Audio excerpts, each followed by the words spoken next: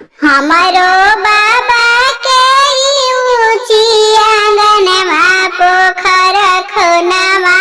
दए फुआरानी पोखर खुनवा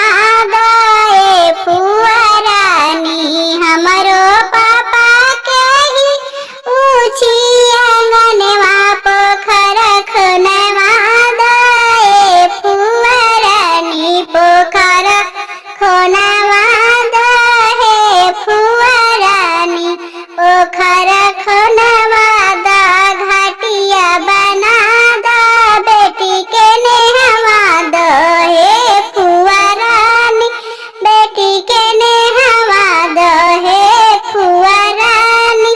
हमारो चाचा के ही ऊंची आंगनवा पोखर खुनवा दए फुआरानी पोखर खुनवा दए फुआरानी हमारो ही भैया के ऊंची आंगनवा पोखर खुनवा दए फुआरानी पोखर खुनवा दए फुआरानी पोखर खुनवाई दा घाटिया बनाई दा पोखर खुनवाई दा घाटिया बनाई दा बेटी के